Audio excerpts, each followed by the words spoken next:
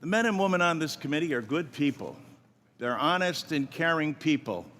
And that's why I do not understand why you would relegate this committee to no longer being of significance and resort to saying you will do whatever Elon Musk and Donald Trump tell you to do.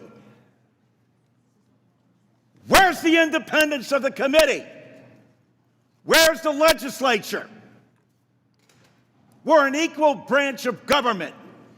And you start off with a blather, and yet we look at the empty seats here. Where's Elon Musk? I'm sure he's a genius and is a very credible person because of the wealth he's accumulated. But that does not put him above the law or the responsibility to come before this committee in this Congress. If he's so great, if these plans and all the fraud and abuse that he's found are so evident, why isn't he here explaining it? You know why. Because he's out to privatize Social Security. He's been on television the last couple of days talking exactly about Social Security, Medicare, and Medicaid, and what he intends to do. Privatize it. The American people, some of them may have been born at night, but not last night. People are aware of this.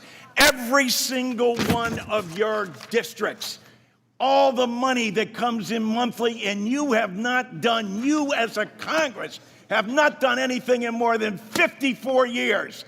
And now you have someone coming in to privatize a system, something you have longed to do going back to 1982. Because Elon Musk thinks that this is the best thing to do. President Trump has called Social Security a scam. Elon Musk, as Mr. Neal said, called it a Ponzi scheme. Ask that of the people in your district.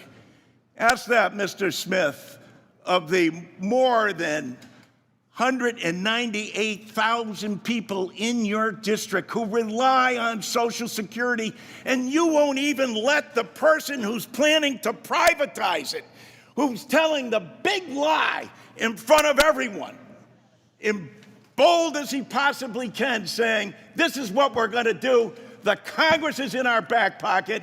We don't even have to come before them and testify because we control the House, we control the Senate, and we control the presidency. And it's the tyranny of the executive. It's why these resolutions were first adopted back in 1789, because the founding fathers knew that the executive branch does not have total authority over the legislature unless you have a willing party that says, no, we're going to do exactly what you tell us to do, Mr. Musk and Mr. President. It doesn't matter to our constituents. It doesn't matter how much money they are not going to receive. We're not even going to tell them the truth about what's going to happen to them. And every single one of these districts where they're being shut down and their personnel, and as Mr. Neal said, Dan, after you cut and eliminate the people, say the agency isn't responding accordingly. No other agency operates for under less than 1%. With that, they administer to over 70 million people in the nation's #1 anti-poverty program for the elderly and children. Shame! Shame! Can't bring people in front of this body? If he's right, if they're so good, if they're so just, why aren't they here telling the American people about it? They're not, because you know the truth. It's about privatization. I yield back.